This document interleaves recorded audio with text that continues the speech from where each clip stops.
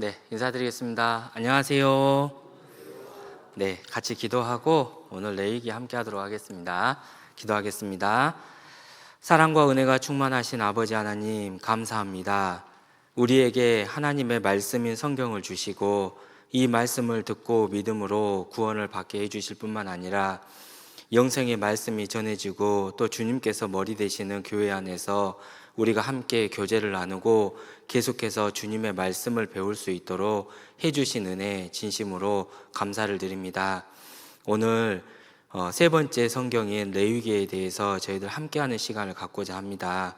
주 성령님께서 우리에게 지혜를 주시고 또 이 말씀이 어떤 의미인지를 알 수 있게 도와주시기를 부탁을 드립니다.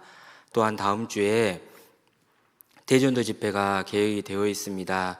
멀리서 말씀을 전하러 오시는 이영민 목사님과 또 이 일을 위해서 수고하시는 우리 모든 형제 자매님들, 주님께서 영육간에 축복을 더해 주시고 무엇보다 건강을 허락해 주셔서 건강한 육체로 복음을 힘있게 전할 수 있는 귀한 시간이 될 수 있도록 함께해 주시기를 두 손 모아 기도드립니다. 함께해 주시는 하나님께 늘 감사드리며 우리를 사랑하시는 주 예수님 이름으로 기도드립니다. 아멘. 네, 같이 성경 한번 찾아보겠습니다. 레위기 11장 45절입니다. 레위기 11장 45절을 같이 찾아보시겠습니다. 레위기 11장 45절입니다.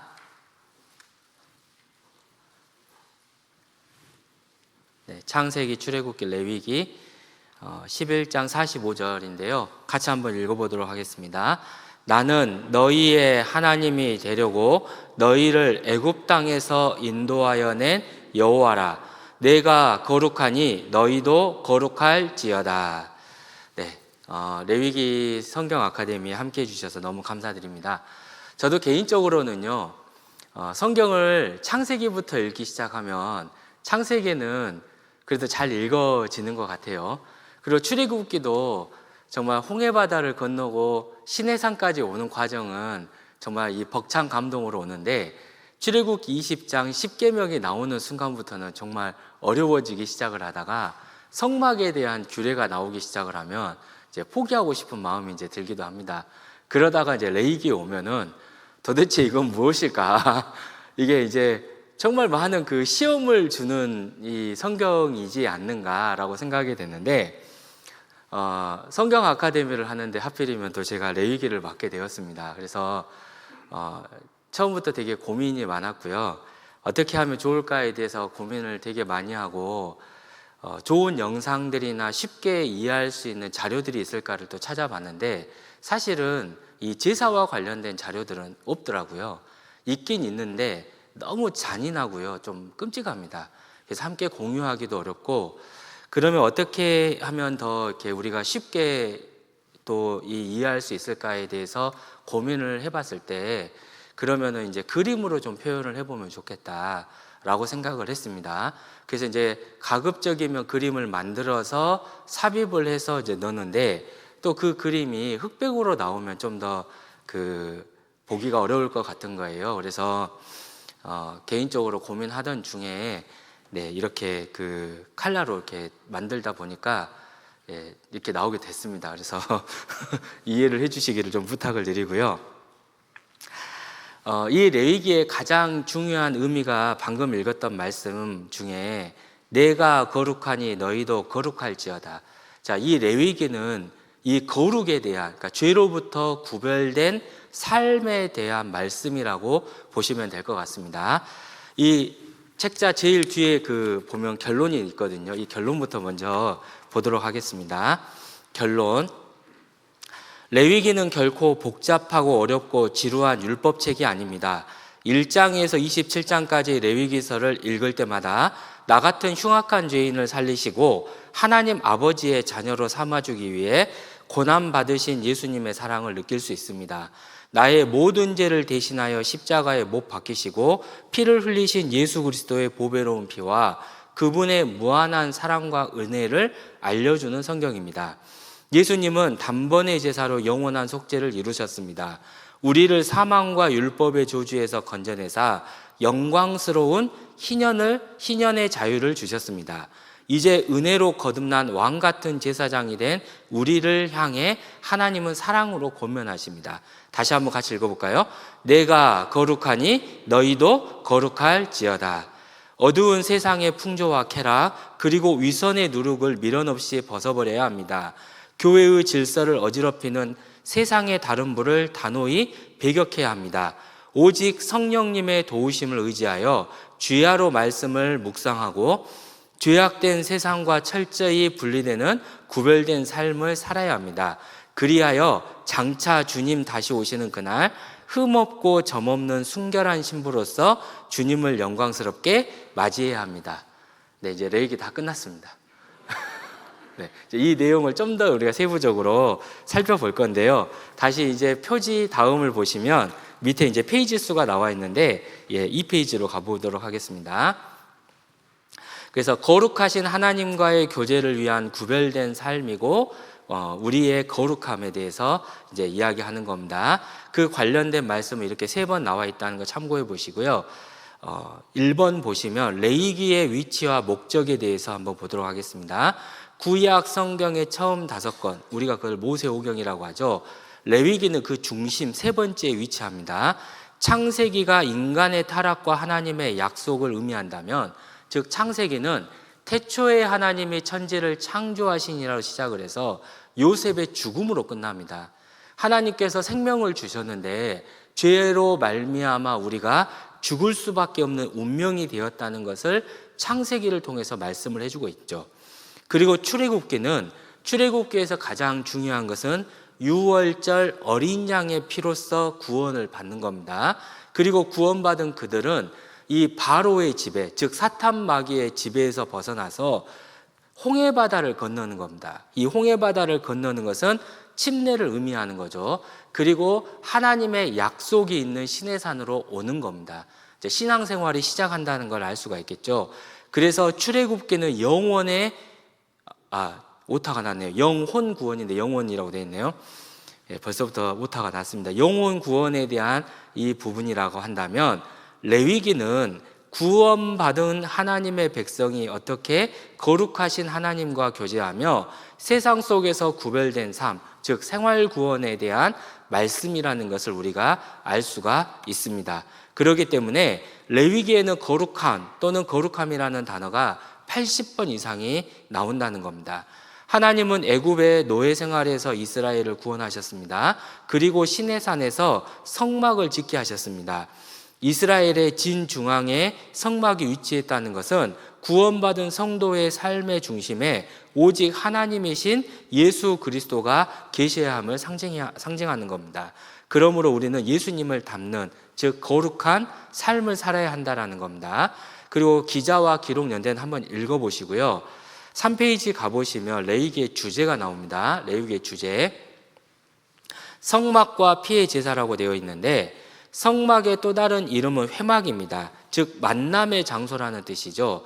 영광스럽고 거룩하신 하나님께서 죄인인 인간을 만나주시기 위해 임재하시는 곳입니다. 그러나 아담 이후로 타락한 본성을 가진 인간은 죄 문제를 해결하지 않고서는 결코 거룩하신 하나님 앞에 설 수가 없다는 겁니다. 나아가는 즉시 심판을 받게 되어 죽게 된다는 거죠. 그래서 하나님께서 열어주신 생명의 길이 바로 제사입니다. 제사의 핵심은 생명을 대신 내어주는 피 흘림에 있습니다. 그래서 레위기의 피라는 단어가 무려 87번이나 등장한다는 걸 알 수가 있습니다. 레위기에 등장하는 모든 짐승의 희생제사는 장차 십자가에서 온 인류의 죄를 단번에 그리고 영원히 씻어주실 하나님의 어린 양 예수 그리스도에 대한 완벽한 모형이요 그림자입니다. 우리는 레위기를 통해 십자가의 복음의 깊이와 넓이를 더 선명하게 깨달을 수 있는데요. 레위기의 주석서가 바로 히브리서입니다. 그러니까 레위기 성경과 히브리 성경을 같이 병행해서 읽을 때 이 구약의 모형이 예수 그리스도 안에서 완벽하게 이루어졌다라고 하는 것을 우리가 알 수가 있습니다. 자, 그리고 레위기의 주석서인 히브리서를 통해 모형과 실체를 깨닫게 됨으로써 구원의 확신과 거룩한 생활을 시작할 수 있다라고 하는 겁니다. 자, 제1부를 보면은 이 5가지의 제사가 나와요. 번제, 소제, 화목제, 속제제, 속건제. 사실 이게 되게 어렵습니다. 이 성경을 글자로 읽을 때 이게 되게 어렵고요. 이게 출애굽기와 민수기와 신명기 그리고 다른 성경들을 보면은 하나의 제사만 드려지는 게 아니라 이 제사들이 복합적으로 드려져요. 특히 이제 여기 나오는 소제 같은 경우는 대부분 번제와 화목제와 함께 드려집니다. 그러니까 이게 제사가 병행이 되고 이 방법이 다르고 제물이 다르고 그 다음에 어디까지 피를 뿌리느냐도 다르고 또 날짜에 따라서도 달라져요. 그러니까 이게 되게 복잡합니다. 이제 뒤에 이제 다시 설명을 드리겠지만 아론의 아들이었던 나답과 아비후가 다른 불을 들이다가 죽는 사건이 발생을 하죠. 하나님이 왜 제사를 이렇게 복잡하게 만들었을까? 여러 가지 이유가 있겠지만 그 중에 한 가지가 뭐냐면 제사는 이 예수님을 의미하는 겁니다. 이 복음은 절대로 변질되어서는 안 되고 이 복음은 반드시 있는 그대로 정확하게 전해져야 됩니다. 내 생각이 들어가도 안 되고요. 다른 방법이 들어가도 안 되고요. 다른 불이 들어가도 안 되는 거죠.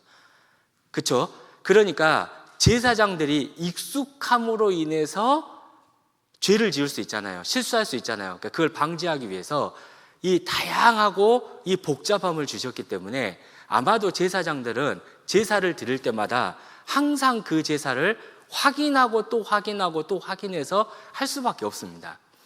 사실은 이제 우리가 전도 집회 말씀을 전하잖아요. 제일 어려운 말씀 중에 하나가 집회 말씀이라고 저는 생각을 합니다. 이게 익숙하면요 말이 안 나와요. 늘 그 말씀을 되새김질을 하고 집회를 하기 전에 하루 종일 그 말씀을 붙잡고 씨름을 해야 그 2시간의 말씀이 나옵니다. 이게 그 집회를 준비하면서 느끼는 마음이 아마도 제사장들이 제사를 준비하기 전에 마음가짐이지 않을까 그런 생각이 드는 거예요. 절대로 내 생각과 내 관점에서의 말이 아니라 오직 성경 말씀을 있는 그대로 전해서 성경은 사실이고 성경이 사실이기 때문에 우리의 마지막은 영원한 천국 아니면 영원한 지옥인데 예수님을 통해서 우리가 천국에 가는 그 길이 있다는 걸 전하려면 내 생각과 내 경험과 내 말이 아니라 오직 주 하나님의 말씀을 있는 그대로 전해야 되는 거잖아요. 자, 그렇기 때문에 이 제사법이라는 게 하나님이 정말로 중요하게 여기는데 이 제사의 모형은 바로 예수님이라고 하는 거예요. 여기 그림을 한번 보십시오. 그림 A, B, C, D, E로 나와 있는 걸 한번 보시면 됩니다. 번제, 소제, 화목제, 속제제, 속건제는 예수님 입장에서 드려지는 제사라고 보면 됩니다. 번제는 완전히 태워지는 제사예요. 다 태우는 겁니다.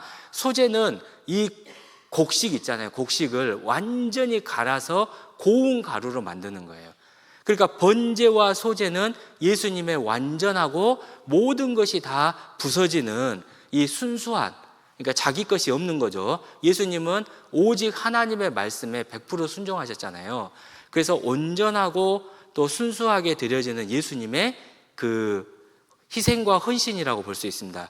그로 인해서 화목제, 하나님과 우리가 화목하게 되는, 평강을 누릴 수 있는, 범죄하는 그 영혼은 죽으리라. 악인에게는 평강이 없지만 부활하신 예수님이 제자들에게 제일 먼저 하신 말씀이 너희에게 평강이 있을지어다. 그러면서 못자국과 창자국을 보여주셨잖아요. 예수님의 번제와 소제가 있었기 때문에 화목제가 가능한 겁니다. 그로 인해서 우리 죄가 다 용서되는 속죄제와 속건제가 가능한 거예요. 그러면 우리 입장에서는, 우리 사람의 입장에서는 속죄제와 속건제가 있어야 하나님 앞에 의인이 되는 겁니다. 죄가 없는 사람이 되는 거죠. 그래서 우리 죄가 용서가 되었기 때문에 하나님과 화목할 수 있죠. 그리고 우리는 하나님과 화목하게 되었으니까 예수님이 그러했던 것처럼 우리의 전부를 또 나를 드러내는 것이 아니라 오직 하나님의 영광만을 위해서 우리를 드리는 제사, 그게 번제와 소제가 되는 겁니다. 그러니까 번제부터 시작하는 것은 예수님의 모습을 의미하고요. 우리 입장에서는 속죄제와 속건제부터 시작을 해서 화목제와 번제와 소제로 간다는 것을 이걸 기억을 해주시면 좋겠습니다. 이 제사법이 이렇게 된다는 겁니다. 자, 또 읽어보겠습니다. 구약의 5대 제사는 예수 그리스도께서 십자가에서 성취하실 대속사역의 다양한 측면을 입체적으로 보여줍니다. 그리고 예수님을 닮아가는 삶이 어떤 것인지를 우리에게 보여줍니다. 번제, 소제, 화목제, 속죄제, 속건제 순서는 예수님께서 우리에게 본이 되신 모습을 의미합니다. 우리는 속죄제와 속건제로 의인이 된 후에야 화목제를 드릴 수 있고 완전히 부서지는 소제와 완전히 태워지는 번제를 드릴 수 있다는 겁니다. 자, 번제는 온전한 헌신과 기쁘신 뜻이라는 건데 한자로 보면 이 번자가 불사를 번자고요. 히브리어로는 이 불에 태워서 연기가 올라가는 그런 걸 의미합니다. 제물의 가죽을 제외한 모든 부분을 제단 위에서 온전히 불태워 그 향기로 하나님을 기쁘시게 하는 자발적인 제사인데요. 중요한 것은 제물의 조건이 흠이 없는 수소, 수양, 수염소 또는 산비둘기나 집비둘기 새끼가 들어가는데 소와 양과 염소는 전부 다 수컷이라는 겁니다. 자, 이 의미를 잘 보셔야 됩니다. 빈부귀천을 가리지 않고 누구나 자신의 형편에 따라 하나님께 나아갈 수 있도록 하신 은혜입니다. 흠 없는 완전한 수컷은 아무런 죄도 영적 결함도 없으신 완전한 예수 그리스도를 예표합니다. 성경에서 수컷은 종종 인류의 대표성을 상징하는데 첫사람 아담처럼 말하는 겁니다. 흠 없는 수컷은 우리를 대표하여 하나님께 자신의 모든 생명을 아낌없이 내어주신 예수 그리스도의 온전하고 흠 없는 순종을 의미합니다. 예수님께서 모든 사람을 대신하여 완전한 대속물이 되셨음을 보여주고 있다는 겁니다. 자, 그 레위기 1장의 이 번제에 대한 이제 그 만화를 한번 보겠습니다. 첫 번째, 흠이 없는 이 숫소, 수양, 수염소를 이제 준비를 합니다.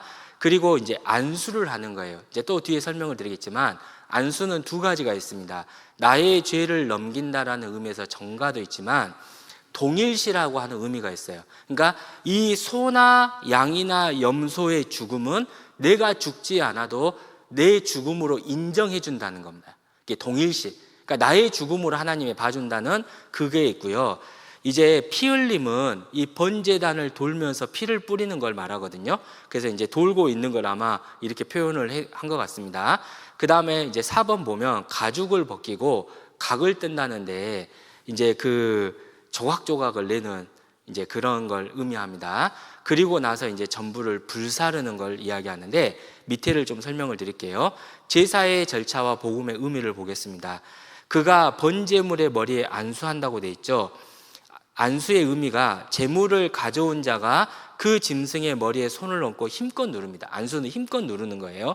이는 내 죄를 제물에게 넘기는 정가, 넘긴다는 겁니다. 넘기는 걸 이야기해요. 그래서 제가 늘 자주 듣는 표현 중에 하나가 밥은 내가 먹었지만 내 밥값을 내는 이 영수증을 아버지에게 주는, 그러니까 아버지에게 영수증을 줌으로써 밥값을 대신 내게 하는 그것이 이제 정가라고 하는 거고요.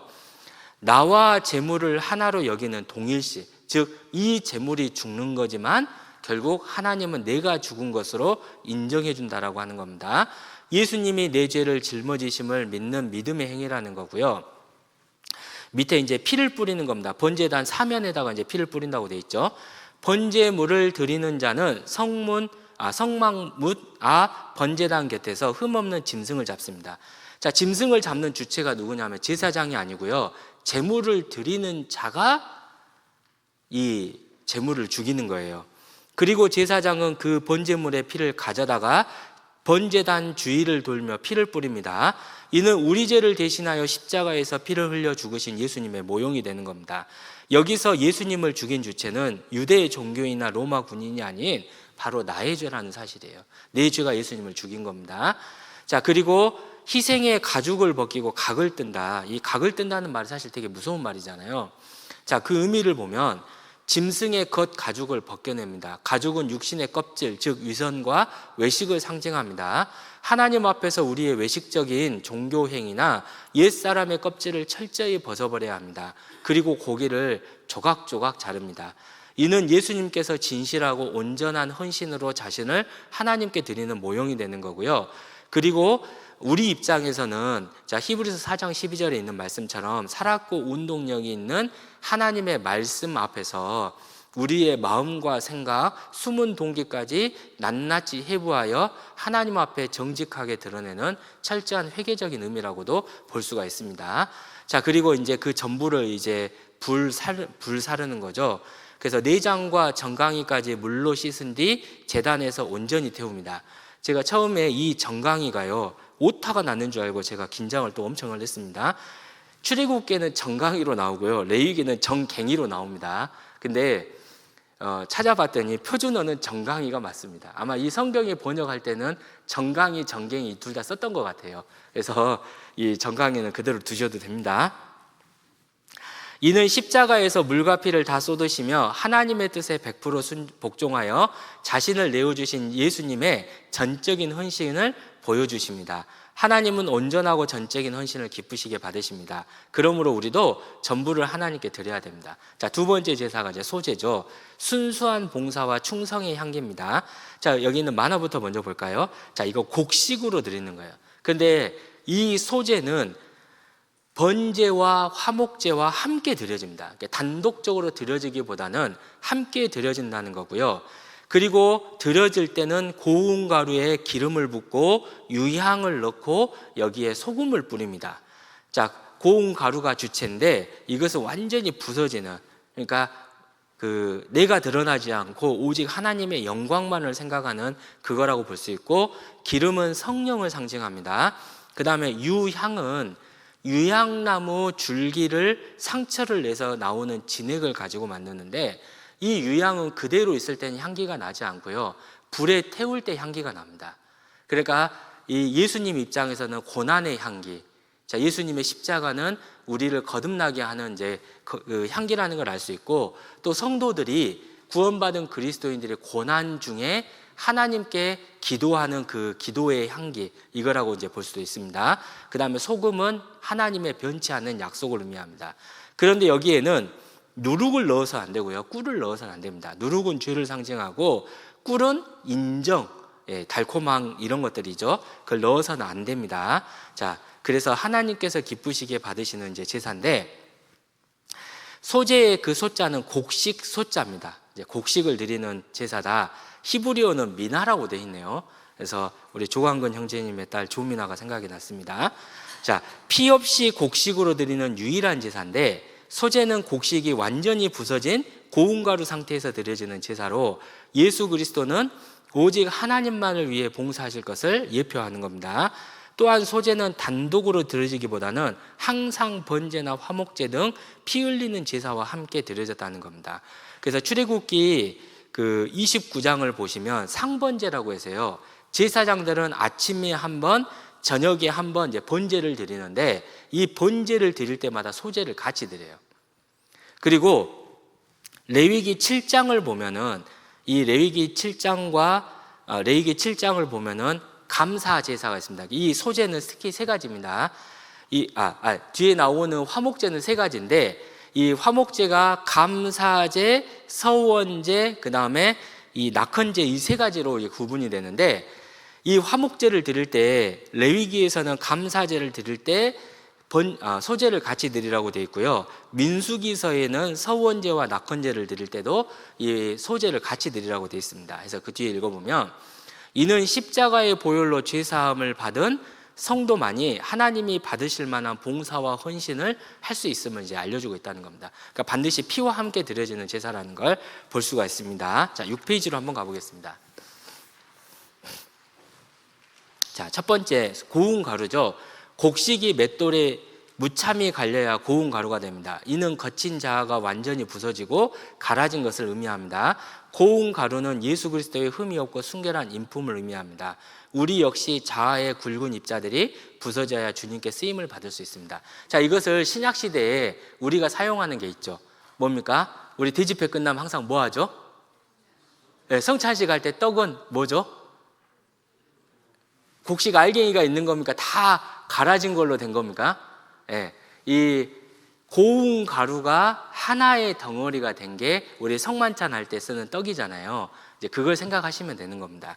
자, 그리고 두 번째 기름은 성경에서 기름은 성령님을 의미하죠. 예수님의 사역이 성령님으로 충만했듯이 우리의 봉사 역시 내 힘이 아닌 성령님의 능력으로 이루어져야 한다는 것을 알 수 있습니다. 자, 3번 유향은 유향나무 줄기의 상처에서 난 진액으로 만듭니다. 우리 줄기나 이 가지 같은데 이렇게 상처 나면 막 그 진액 나는 나무들 있잖아요. 고무나무 같은 경우도 그런 거라고 저는 알고 있는데, 그 진액을 모아서 만드는데 이 유향은 상온에서는 향이 나지 않고요, 불에 태울 때 향기가 난답니다. 이는 십자가의 고난 속에서도 변치 않는 예수 그리스도의 아름다운 인격과 고난 속에서 드리는 성도의 간절한 기도와 찬양의 향기를 의미하는데요. 계시록 8장 3절 밑줄치인데 한번 보실래요? 같이 읽어볼까요? 이는 모든 성도의 기도들과 합하여 보좌 금단에 드리고자 함이라. 향연이 성도의 기도와 함께 천사의 손으로부터 하나님 앞으로 올라가는지라. 네. 자, 우리가 고난 중에 기쁨과 또 감사의 기도를 드리는 것이 이 향이라고 또 표현하고 있다는 걸 알 수 있습니다. 자, 4번 소금. 자, 소금은 음식이 상하지 않게 하는 거고 맛을 내는 거잖아요. 즉 하나님께서 변치 않는 하나님의 언약의 말씀을 상징하고 있고, 저기 밑에 보시면 마태복음 5장 13절 너희는 세상에 뭐라겠죠? 소금입니다. 소금은 녹아야 맛이 납니까? 녹지 않아야 맛이 납니까? 네, 녹아야 맛이 나는 것처럼 내가 드러나는 것이 아니라 우리가 이 교회 안에서 녹아서 온전한 순종을 할 때 그 맛이 난다는 겁니다. 그리고 이 소금은 민수기 18장 19절에 있는 것처럼 변하지 않는 소금 언약, 하나님의 약속이라는 걸 알 수가 있습니다. 자, 이 소재에는 누룩과 꿀을 넣으면 안 돼요. 이것은 이제 변질시키거나 왜곡시키는 것들인데요, 이건 넣으면 안 된다는 겁니다. 자, 7페이지 가보겠습니다. 7페이지 화목제가 나오죠. 먼저 그림을 한번 보겠습니다. 십자가는요, 위로부터 아래까지 길게 내려져 있는 세로목이 있습니다. 이 세로목은 하나님과 우리 사람 사이의 화목이라는 뜻이에요. 그러니까 예수님의 십자가는 하나님과 우리 사이가 원수 관계였다가 예수님으로 인해서 하나가 되었다는 걸 의미합니다. 그 다음에 가로목 있죠. 가로, 이렇게 가로로 되어 있는 이 가로목은 사람과 사람을 의미합니다. 그래서 예수님의 십자가의 피는 우리를 교회 안에서 하나 되게 하시는 것을 의미하는 겁니다. 그래서 이 화목제는 하나님과 우리가 하나가 되고, 자, 성도들 간에 하나가 되는 것을 의미한다는 거고요. 이 제사의 특징은 뭐냐면 암컷, 수컷의 구분이 없어요. 그러니까 누구라도 다 받아줄 수 있다라는 것을 의미하고, 성경에서 이 제물의 기름 부분이 있잖아요. 기름은 제일 좋은 거라는 뜻입니다. 이 제물에서의 기름은. 그 다음에 콩팥 있잖아요. 이 콩팥은 우리 마음을 뜻한대요. 마음. 네. 우리가 보통 그런 이야기 하지 않습니까? 야, 내 심장이라도 꺼내줘서 보여주고 싶다. 진짜 실제 심장을 꺼낸다는 거예요. 내 마음을 보여주고 싶다는 뜻이에요. 네, 마음이라는 뜻이잖아요. 그러니까 이 이스라엘 사람들에게 콩팥이라는 의미는 그 마음을 뜻하는 겁니다. 그러니까 가장 좋은 것을 나의 진실한 마음으로 드린다라는 이제 그 의미가 되는 거고요. 요제는 흔드는 거고 거제는 들어 올리는 건데, 자, 가슴 부분을 흔든다. 우리의 마음을 진실하게 드린다. 다리를 들어 올린다는 것은 우리의 발걸음이, 우리의 목적지가 영원한 천국이고 하나님이다라는 걸 의미합니다. 그리고 이 화목제의 특징은 뭐냐면 이웃들과 같이 먹는 거예요. 함께 먹는 겁니다. 네, 함께 나누는 거예요. 그러니까 교제를 의미하는 겁니다. 그리고 우리에게 화목케 하는 직책도 주셨죠. 복음을 전하는 것을 의미한다는 것도 알 수 있습니다. 자, 화목제도 읽어보겠습니다. 자, 화목제는 하나님과 화평을 누리고 이웃과 사랑의 교제를 나누기 위해 드리는 감사와 기쁨의 제사입니다. 그래서 이 제사는 더 세분화되면 감사제사가 있고 서원제사가 있고 자원제 또는 낙헌제. 이 낙헌제라는 것은 즐거울 낙이니까 이 기쁨으로 드리는 제사라는 뜻입니다. 5가지 제사 중에 화목제만 유일하게 무교 전병뿐 아니라 유교병을 화목제의 감사 희생과 함께 드립니다. 누룩이 들어간 떡을 드리는 거예요. 자, 이는 죄성을 가진 그리스도인이 하나님과의 화목과 감사를 위해 육신의 정욕을 제어하고 성령님을 따르는 삶을 살아야 함을 의미한다는 거죠. 그러니까 우리에게 여전히 죄성은 있어요. 로마서 7장에 보면 오호라 나는 공고한 사람이로다. 이 사망의 몸에서 누가 나를 건져내랴. 바울도 탄식했잖아요. 내 속사람은 하나님의 법을 즐거워하지만 이 몸은 사망의 법을 좋아한다. 그래서 엄청나게 그 고민하고 탄식하는 내용이 나옵니다. 그러나 주님은 우리에게 말합니다. 너희 몸으로 하나님께 영광을 돌리라. 죄성을 가지고 있는 그 몸이지만 그 몸으로 하나님과 화목하고 형제 자매들과 화목하며 그리고 하나님께 영광을 돌리는 삶을 살라고 이야기하는 거죠. 우리가 연약합니다. 우리가 부족합니다. 그래서 하나님께서 우리 안에 누구를 넣어주셨습니까? 하나님이신 성령님을 넣어주신 거예요. 그러니까 우리는 성령님을 따라 사는 삶을 통해서 화목할 수 있다는 것도 생각을 해볼 수가 있는 거잖아요. 그래서 특이하게 유교봉을 드린다. 죄성을 가진 우리의 육체를 가지고 우리가 하나님의 일을 하면서 화목해 하는 일을 해야 한다는 걸 말씀을 하고 있습니다. 자, 또한 화목제만 유일하게 화목제를 드리고 남은 제물을, 죄송합니다. 여기다가 쉼표 하나만 넣어 주십시오. 제가 여러 번 확인하고 또 다른 분께 부탁해서 했는데 다 만들고 난 다음에 이 오타가 보이는 겁니다. 그래서 죄송합니다. 드리는 사람이 가족들과 함께 가난한 자 및 레위인과 더불어 교제를 나누며예요. 여가 아니고 며로 좀 고쳐주시기를 부탁을 드리겠습니다. 더불어 교제를 나누며 먹을 수 있었습니다. 화목제는 성도들과 함께 교제와 나눔의 기쁨이 충만한 제사라는 거죠. 그 관련된 말씀 신명기 12장 말씀 한번 읽어보시고요. 자, 제물의 조건을 한번 가볼게요. 제물의 조건. 이제 다 설명을 드렸던 거니까. 자, 암수 구분이 없이 흠없는 소나 양, 염소를 드린다. 자, 복음의 의미를 보면 풍성하고 열린 은혜라고 제가 써놨는데 화목제물은 암수를 구분하지 않습니다. 이는 하나님과의 교제와 화평에는 아무런 차별이나 제한이 없음을 의미합니다. 십자가의 보혈로 이루어진 하나님과의 화목 그리고 성도들 간의 교제는 남녀노소 빈부귀천을 막론하고 누구에게나 열려있는 하나님의 풍성한 은혜를 의미합니다. 자, 우리가 보통 기름은 성령을 상징한다 할 때 그 기름은 올리브유를 말하고요. 제물에 있는 기름은 이제 지방을 의미하는 겁니다. 자, 내장에 덮인 기름은 짐승의 가장 좋은 부분이라는 뜻이에요. 이 기름이라는 단어 자체가 가장 좋다는 뜻을 가지고 있습니다. 죄송하지만 소고기 중에서 어디 부위가 제일 맛있죠? 그래도 소고기 하면 떠오르는 게 뭡니까? 꽃등심이죠. 꽃등심에서 제일 좋은 꽃등심은 뭐가 잘 되어 있는 거죠? 마블링. 이 마블링은 뭐죠? 기름입니다, 사실은. 그러니까 기름이 들어간 부위가 사실은 맛이 있는 것도 맞아요. 그래서 기름은 가장 좋은 부분, 가장 맛있다라는 의미도 가질 수 있겠죠. 자, 기름은 가장 좋은 부분이라는 뜻이고 콩팥은 생명과 감정의 가장 깊은 곳으로 이제 마음을 뜻한다고 볼 수 있습니다.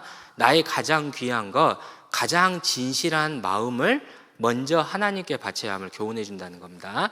자, 그리고 요제와 거제는 제사장의 몫으로 돌려지는 건데 이 가슴 부위에 있잖아요. 이 가슴 부위는 제사장이 흔들어서 이 흔드는 요제를 하고요. 거제는 들어 올리는 건데 오른쪽 뒷자리를 이제 들어 올리는 겁니다. 그래서 이 다리는 자, 우리 주님을 향해서 그리고 천국을 향해서 영원한 것을 향해서 이 힘있게 나아가는 걸 의미한다는 걸 이제 볼 수가 있습니다.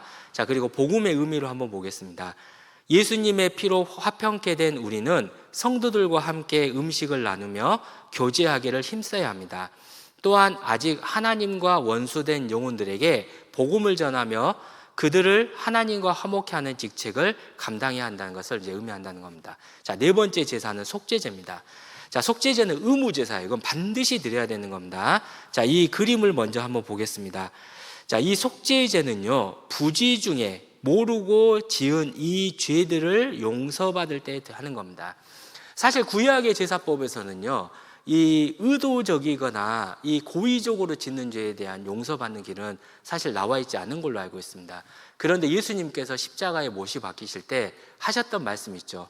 아버지여 저들의 죄를 사하여 주옵소서. 저희가 알지 못하고. 그러니까 예수님은 우리가 의도적으로 짓고 우리가 고의적으로 지었던 모든 죄도 우리 죄를 다 뭐로 만들어버린 거예요? 부지 중에 모르고 지은 죄로 다 만들어 주신 거예요. 자, 베드로가 성전에서 외쳤습니다. 너희가 알지 못하고 예수님을 죽인 거다. 베드로도 그렇게 이야기했잖아요. 알지 못하고 너희 관원들도 그리하였다. 그러니까 신약에서는 우리가 일부러 지은 죄, 의도적으로 지은 죄, 그 모든 죄를 예수님도 그렇고 사도들도 그렇고 이것을 부지 중에 지은 죄라고 해서 전부 다 용서받을 수 있는 죄로 다 포함을 시켜놓은 거예요. 그러니까 우리가 하나님 앞에서 용서받지 못할 죄는 없다라고 말씀을 하고 있는 겁니다. 자, 그걸 한번 이제 기억을 해보시고요. 제사장이나 회중이 죄를 지었을 때는 흠없는 수송아지를 드려야 됐고, 족장들은 흠이 없는 수염소를 드려야 했으며, 평민들은 흠이 없는 암염소나 암양을 드려야 됐습니다. 그리고 제사장이나 회중이 죄를 지었을 때는 성소와 지성소를 가로막고 있는 휘장에다가 피를 뿌렸고요. 그리고 나머지 죄는 분향단에다가 피를 뿌렸다는 걸 알 수가 있습니다. 자, 이걸 이제 설명을 좀 드리도록 하겠습니다. 자, 속죄제는 사람이 부지 중에 범한 죄나 연약함으로 계명을 어겼을 때 반드시 드려야 하는 의무제입니다. 왜 의무제일까요? 하나님 앞에 우리는 다 죄 없는 사람이 되어야 되는 거예요. 이게 하나님의 마음이에요. 하나님은 모든 사람이 구원을 받으며 진리를 아는 데 이르기를 원하시는 겁니다. 인간의 죄를 용서하시기 위해 피 흘리심으로 하나님의 공의를 십자가에서 만족시키신 그리스도를 보여줍니다. 자, 신분에 따른 제물과 핏부림의 차이가 있는 거죠. 제사장이나 온 회중이 죄를 지었을 때는 흠없는 숫송아지를 잡고 그 피를 성소 안에 있는 휘장 앞에 7번 뿌리며 향단불에 발랐습니다. 고기와 가죽은 똥은 모두 진영 밖 영문 밖에서 불살라야 했고요. 족장이나 평민이 죄를 지었을 때는 수염소나 암염소를 잡고 그 피를 성막들의 번제단 뿔에 바르고 밑에다 쏟았습니다. 그러니까 죄의 경중이 있다라는 것도 설명을 하고 신분에 따라서도 책임이 다르다는 걸 이야기했습니다. 그래서 제물의 조건이 다른 거죠. 자, 의미를 보겠습니다. 복음의 의미를 보시면 책임의 중대성과 접근성을 이야기한다는 건데, 고대 농경 사회에서 수컷은 노동력의 핵심으로 경제적 가치가 매우 컸습니다. 지도자나 공동체 전체가 죄를 지었을 때 그 책임이 훨씬 무겁기 때문에 가장 값비싼 수컷을 요구하셨다는 겁니다. 반면 평민에게는 상대적으로 구하기 쉬운 암컷을 허락하심으로써 누구라도 죄를 깨달았을 때 제사를 통해 용서를 받을 수 있는 은혜의 문을 넓혀주신 겁니다. 자, 속죄제의 의미를 보겠습니다. 첫 번째, 제사장의 죄는 그 파급력이 성소 휘장까지 이를 만큼 크고 무겁다는 걸 보여주고요. 영문 밖에서 희생을 당한다. 그래서 예수님도 성문 밖에서 고난을 받으신 예수님을 의미한다는 걸 말씀을 해주고 있습니다. 자, 다섯 번째 제사는 속건제입니다. 이 속건제는 배상이라는 의미가 있어요. 배상. 그래서 속죄제가 죄의 본질, 그러니까 아담이 범죄함으로 말미암아 모든 사람이 죄가 되었다는 그 죄의 본질에 대한 것이라면, 이 속건제는 그 본성에 따라서 드러나는 죄 있잖아요. 드러나는 것. 그래서 그 드러나는 것은 반드시 값을 지불해야 된다라는 그 배상의 의미를 가지고 있다라는 겁니다. 그래서 두 가지가 있는데, 성물을 범했을 때, 그 다음에 이웃에게 손해를 입혔을 때를 의미하는 건데요. 성물에다가 그 범죄를 했을 때는 제사장에게 그 배상금을 물면서 5분의 1, 즉 20%를 추가로 배상을 해야 됩니다. 제사장들에게. 그리고 이웃에게 했을 때는 이웃에게는 원금과 5분의 1, 20%를 추가로 배상을 해야 됩니다. 자, 예수님은 우리의 죄값을 완전하게 다 지불해 주셨다는 걸 의미할 뿐만 아니라, 구원받은 이후에 우리가 실수하거나 잘못을 하면은 우리가 철저하게 사과를 하고 그에 합당한 책임을 져야 된다는 걸 의미해요. 우리가 사과와 용서가 같이 있어야지 어느 하나만 있어도 안 되는 겁니다. 그러니까 잘못한 쪽은 분명히 사과를 해야 되고 그것에 대해서 배상을 해야 되는 거죠. 그 기독교를 비난하는, 이제 비판하는 영화나 드라마에서 대부분 사용하는 드라마 대사 중에, 영화 대사 중에 하나가 뭐냐면, 나는 하나님께 용서받았으니까 됐어 하면서 나는 너한테 용서받을 필요 없어. 대표적으로 밀양이라는 영화에서 그 내용이 나와서 아주 그게 뭐 반기독교적인 영화라고 했는데요, 사실 그거는 정확하게 그 지적을 하고 있는 겁니다. 그 글로리라고 하는 드라마에도 보면 그런 내용이 나온다고 합니다. 이 목사의 딸이 이 상대방에게 나는 구원받았기 때문에 뭐 하면서 막 이런 이야기를 한대요. 그 내용에 보면은. 근데 그건 성경적이지 않아요. 정말로 구원받은 그리스도인이라면 이 상대방에게 어떻게 해야 돼요? 사과하고 이 철저한 그 합당한 이 배상을 해야 될 뿐만 아니라 5분의 1, 20%를 더해 줘야 됩니다. 그걸 해야 돼요. 그러니까 이 잘못한 쪽은 용서해달라고 하는 게 아니라 진심으로 사과하고 용서를 구하는 거고, 상대방은 내가 주님께 용서받은 사람으로서 그 충분하게 용서해 주는 것이 그게 필요하다는 걸 이미 이야기를 하는 겁니다. 그러니까 두 가지가 다 있어야 되는 거예요. 그러니까 한쪽만 이야기하면 안 됩니다. 아유, 우리 죄도 다 용서해 줬는데 왜 이렇게 용서를 못해? 그렇게도 말하시면 안 되고, 잘못한 쪽에게는 진심으로 사과하고 그에 합당한 배상을 하라고 이야기하는 게 맞아요. 이게 지금 성경이 우리에게 주는 아주 중요한 교훈인 겁니다. 이걸 좀 기억을 해주셨으면 좋겠습니다. 자, 속건제를 한번 보도록 하겠습니다. 읽어볼게요. 속건제는 범한 과실을 배상하는 예물이라는 뜻인데요, 속죄제가 죄의 본질 자체를 해결하는 제사라면 속건제는 하나님의 성물이나 사람에게 손해를 입혀 배상이 가능한 죄에 대해 용서를 구하는 제사입니다. 이러한 속건제는 인간의 타락한 본성의 산물인 악한 행위에 관한 제사입니다. 그러니까 본성이 드러나는 거죠. 그리고 속건제는 항상 개인적인 성격을 띠는 제사라고 볼 수 있습니다. 그래서 규례에 보면 여호와의 성물, 11조라든지 첫 번째 것을 드려야 되는 것인데 그것을 드리지 않았다라고 하는 거나, 이웃의 물건을 훔치고 손해를 입혔을 때 지정된 가치에 흠이 없는 수양을 제물로 드려야 하고요, 원금에 해당하는 피해액의 5분의 1을 더하여 배상을 해야 됐습니다. 자, 이제 그 밑에 말씀들을 한번 쭉 보시고요. 제물의 조건은 속건제는 흠이 없는 수양으로만 드렸습니다. 복음의 의미를 보면 완전한 값의 지불이라는 거죠. 속건제는 우리가 치러야 할 죄값에 초점이 맞춰져 있습니다.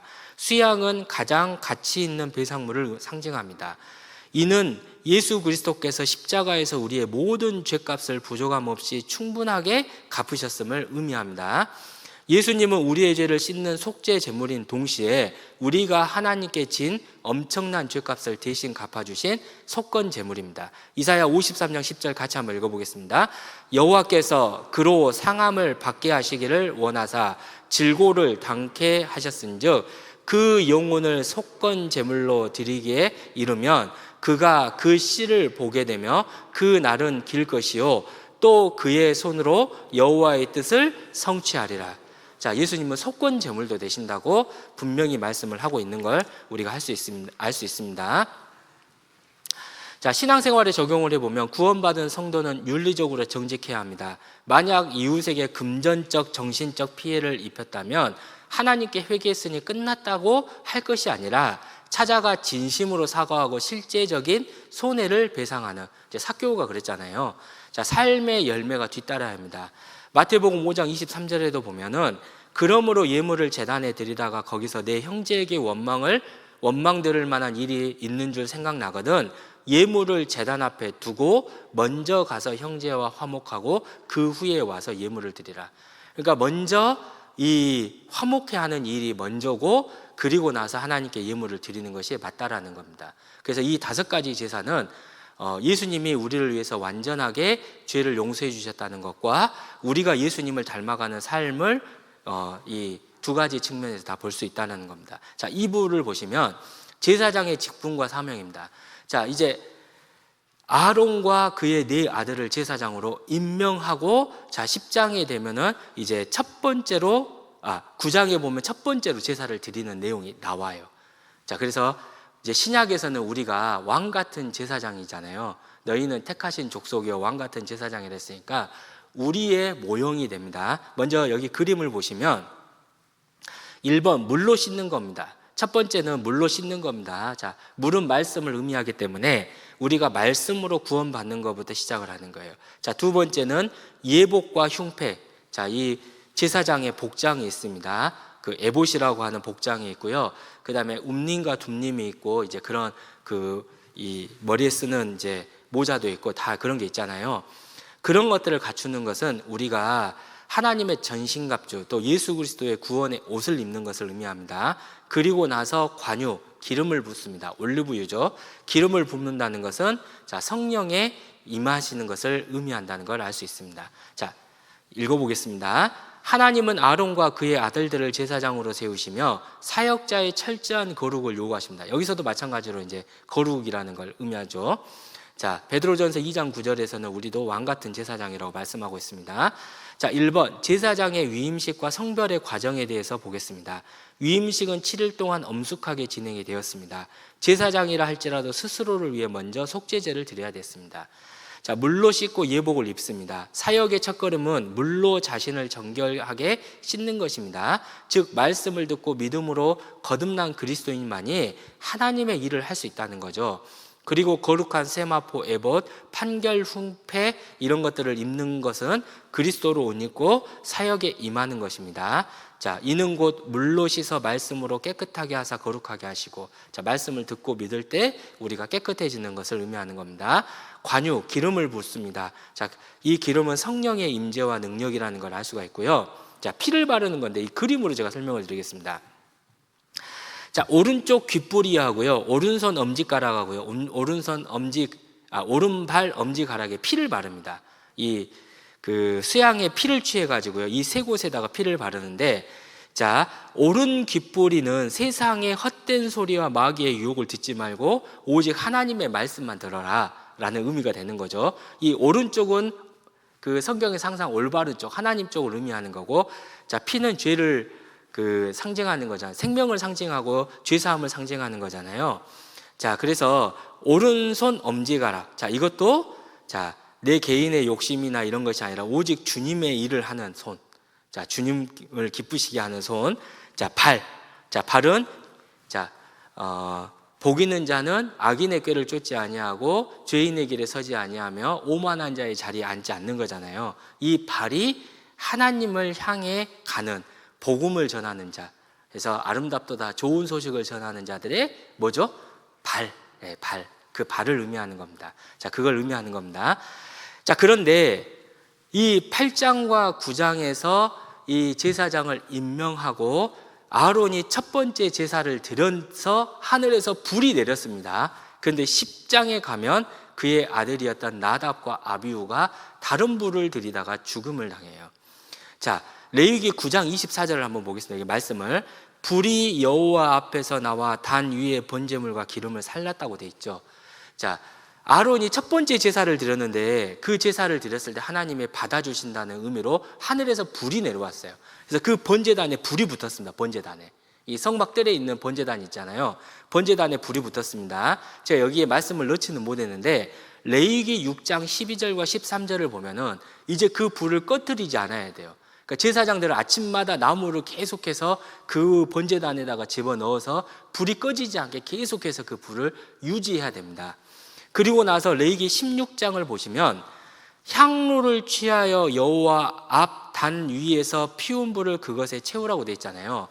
그 성소와 지성소를 가로막는 휘장이 있다는 거 다 아시는데 휘장 바로 앞에 분향단이라고 해서 향을 태우는 단이 있어요. 그 분향단의 불은 이 번제단의 불을 가져다가 계속해서 그 불을 이어가야 됐어요. 근데 나답과 아비후가 이 번제단 불이 아니라 다른 불을 가져간 거예요. 그러니까 하나님이 주신 불이 아니라 다른 불. 그러니까 지금 우리로 말하자면 다른 예수, 다른 영, 다른 복음을 의미하는 거겠죠. 그걸 들이다가 이제 죽는 사건이 있었습니다. 왜 그들이 다른 불을 드렸을까? 다른 불을 드렸을까? 11페이지 그 밑에 보시면 레위기 10장 8절 말씀 있죠. 레위기 10장 8절. 여호와께서 아론에게 일러 가라사대 너나 내 자손들이 회막에 들어갈 때 포도주나 독주를 마시지 말아서 너희 사망을 면하라. 이는 너희 대대로 영원한 규례라. 그리하여야 너희가 거룩하고 속된 것을 분별하며 부정하고 정한 것을 분별하고 라고 돼 있죠. 아마도 나답과 아비후가요, 술 먹고 그 제사법을 기억하지 못하고 자기 생각대로 하다가 이 죽임을 당한 것 같습니다. 이게 참 무서워요. 이게 내 생각에는 나는 이게 우리가 사실은 되게 조심해야 될 것 같거든요. 그래서 우리는 먼저 성경에 어떻게 말하고 있는지, 성경에서 우리에게 뭐라고 말씀하고 있는지를 먼저 살펴봐야 되고, 말씀에 없는 것은 전국 교회가 어떻게 정하고 있는지, 그것도 없을 수도 있겠죠. 그러면 담임 목사님께서 우리 교회는 이렇게 했으면 좋겠다라고 정한 부분이 있다면 그 안에서 우리가 하는 것이 안전하고 맞습니다.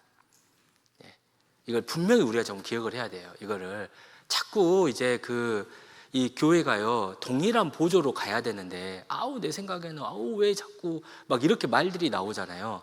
그러면 절대 안 됩니다. 이건 다른 불이 나오기 시작을 하는 거예요. 이거 진짜 우리가 조심해야 될 부분입니다. 그래서 이 포도주와 독주를 금하는 거예요. 그래서 다른 불을 들였던 이유가 우리가 말씀에 근거하지 않고 내 영혼을 탁하게 하고 이 분별력을 흐리게 하는 이 일들. 그래서 술 취하지 말라 이는 방탕한 것이니. 우리는 술 취하면 안 되고요. 성령의 충만을 받아야 됩니다. 한때 유행했던 것 중에 하나가 있죠. 성령의 충만함과 술 취함이 비슷한 게 있습니다. 말 없는 사람도 술 먹으면 어떻게 되죠? 말이 많아집니다. 성령의 충만함을 받으면 내성적인 사람도 어떻게 됩니까? 말이 많아집니다. 그리고 소심한 사람도 술을 먹으면 용감해지는 경우가 있죠. 제가 어떤 분 봤더니 막 전봇대하고 싸우고 있더라고요. 그런 것처럼 성령의 충만함을 얻으면 어떻게 됩니까? 담대해집니다. 그렇죠. 그리고 사람들이 잘 말도 안 하고 이렇게 서로 친하지 않은데 술자리 되면 되게 화기애애한 분위기, 이런 것도 있을 수 있잖아요. 성령의 충만함이 있으면 형제 자매들과 교제하는 게 기쁨과 즐거움이 넘치게 됩니다. 그래서 우리는 술 취하지 않아도 세상 사람들이 물어보죠. 저도 많이 들었습니다. 직장 생활할 때. 도대체 너는 뭔 재미로 살아? 그러면 말은 하지 않지만 속으로 나는 성령의 충만함으로 삽니다. 그렇게 우리는 말할 수 있어야 됩니다. 그걸 한번 이제 생각을 해보시면 좋을 것 같고요. 또 넘어가 보겠습니다. 레위기 11장부터 15장까지는 정결한 삶과 세상과의 구별에 대한 건데, 이제 많이들 잘 아시는 내용인데요. 정한 짐승과 부정한 짐승에 대한 게 레위기 11장에 나옵니다. 제가 우연히 기독교 방송에서 어느 한 기생충 전문가, 이 감염내과 전문의가 자기가 기독교인이 된 계기에 대해서 설명하는 게 나오더라고요. 자기는 이제 의학을 공부하면서 조금 진화론 쪽에 많이 이제 있었는데, 우연히 아내로부터 레위기 11장에 대해서 이렇게 배울 수 있는 기회가 있었는데, 이 레위기 11장을 보면서 성경의 하나님의 창조주 하나님이라는 걸 자기는 믿을 수 있었대요. 왜냐하면 지금이야 우리가 먹는 돼지고기 굉장히 깨끗하잖아요. 아무런 문제 없습니다. 그러나 돼지고기를 생으로 먹는다는 것은 이 의학적 지식을 가지신 분들은 다 잘 아실 거예요. 제가 외국에 나가서는요, 웬만하면 돼지고기 잘 안 먹으려고 합니다. 지금 우리나라는 되게 도축이라든지 이 모든 것들이 다 이렇게 위생적으로 잘 돼 있으니까 그렇지, 이게 그렇지 않은 나라에서의 이런 돼지고기는요, 분명히 문제가 있어요. 그래서 성경에서 먹으라는 것과 먹지 말라는 것, 지금 우리에겐 적용이 되지는 않지만 사실은 지켜서 나쁠 건 없다라고도 이야기를 합니다. 그래서 이제 이 내용이 하나님의 창조주라고 하는 것도 드러내시지만 우리에게도 분명히 교훈이 된다는 거예요. 육지의 모든 짐승은 두 가지 조건이 있습니다. 굽이 갈라져야 되고, 되새김질을 해야 된다는 거죠. 굽이 갈라졌다는 것은 분별할 줄 아는 거예요. 이거냐 저거냐. 그리고 구별된 삶을 사는 것을 의미합니다. 그 다음에 되새김질을 한다는 것은 계속해서 말씀을 반복적으로 묵상하는 겁니다. 우리는 새로운 것을 쫓아가는 사람들이 아닙니다. 성경은 이미 2000년 전에 완성이 되었습니다. 우리는 그 성경을 반복적으로 듣고 읽고 묵상하면서 그 하나님의 말씀을 끊임없이 순종하는 삶을 사는 것이 우리에게 필요하다는 겁니다. 항상 새로운 것을 쫓아가는 경우에 문제가 생기는 거예요. 그래서 우리는 세상과 구별된 삶을 살아야 되고, 하나님의 말씀을 반복적으로 또 깊이 묵상을 하는 시간이 필요한데요. 이 말씀을 묵상하다 보면 늘 들었던 말씀, 늘 알았던 말씀이지만 정말 그 말씀이 내게 큰 감동과 위로가 힘이 된다는 걸 잘 아실 거예요. 저도 이번 주일 말씀 들으면서 이 삼손에 대한 말씀을 들을 때 삼손은 다 잘 아는 내용이잖아요. 그러나 삼손이 나를 돌아봐 주십시오라고 마지막에 기도했을 때 하나님이 그 기도를 들어줬다. 그게 정말 제 마음속에 다시 한번 이렇게 크게 와 닿았거든요. 그래서 하나님은 끝까지 우리가 돌이키기를 원하고 그러할 때 하나님이 우리의 기도를 들어주신다는 거. 나는 이제 안 되나 봐. 나는 이제 더 이상 뭐 그런가 봐가 아니라 정말 삼손을 통해서, 왜 삼손을 믿음의 사람이라고 히브리서 11장에 기록해 놨을까? 마지막에 그 마음을 돌이키는 거. 근데 그것이 도대체 어디서 왔을까라고 생각해 보면 그의 아버지였던 마노아가 그 아들을 갖게 되었을 때 그 마노아가 이 아이를 어떻게 키워야 되냐는 것을 계속 물어봤잖아요. 그러니까 마노아 입장에서도 생각을 해보면 이 아들이 자꾸 다른 길로 갈 때 얼마나 마음이 아프고 속상하고 힘들었겠습니까? 그럼에도 불구하고 마노아는 포기하지 않고 받았던 말씀 그대로 이 삼손을 가르쳤는데 그 가르침이 마지막에 분명히 삼손을 변화시켰다는 것도 생각을 해본다면 내가 포기하는 거지 하나님은 포기하지 않는다. 그리고 우리는 끝까지 우리의 자녀들을 이 말씀으로 가르치고 훈계하는 게 맞겠다. 이제 그런 것들이 또 새삼스럽게 이렇게 와 닿는 거예요.